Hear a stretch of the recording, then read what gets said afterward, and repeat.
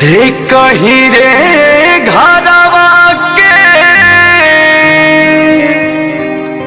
हर एक परिवारवा बिचारवा अलग अलग बिचारवा अलग अलग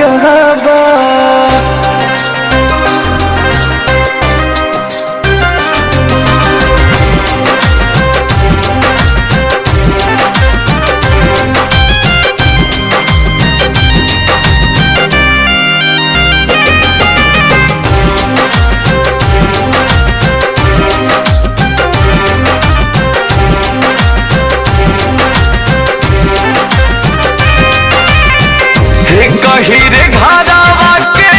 एक परिवारवा कहीं रे घरवा के एक परिवारवा बिचारवा अलग अलग बिचारवा अलग अलग कहीं रे घरवा के एक परिवारवा बिचारवा अलग अलग बिचारवा अलग अलग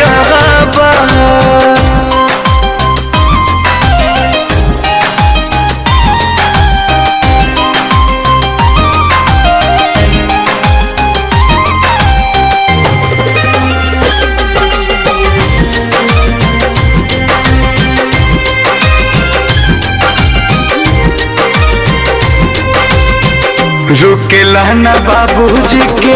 रोदवा के धार हो जियते बताई गईले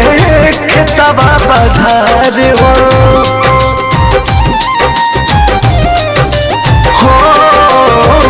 रुकेला न बाबूजी के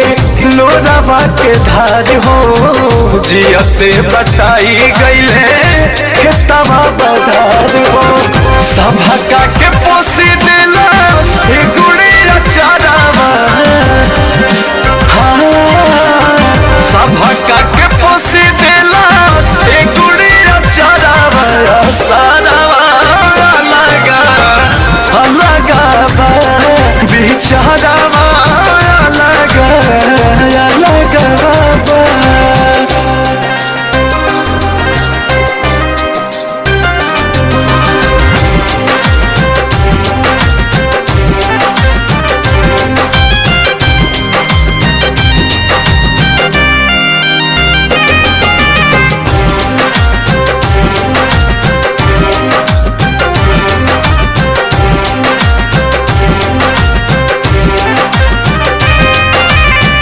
लागे भाई ले भाई के जनवा बीता भर खाती कैसे बदले मनवा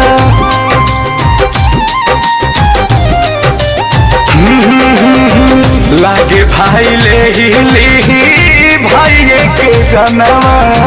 बीता भर खाती कैसे बदले मनवा खुनवा भी खुनवा सटे न पजारावा खुनवा भी खुनवा के सटे न पजारावा नजरवा अलग अलग बिचारवा अलग अलग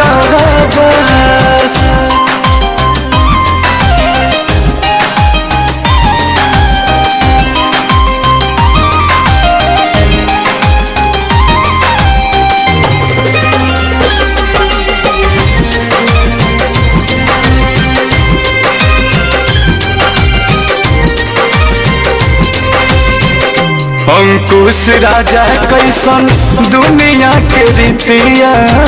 भूल गईल बोस माई बाबू के प्रीतिया हो अंकुश राजा कैसन दुनिया के रीतिया भूल गईल रजनी परा में सबर प्रीतिया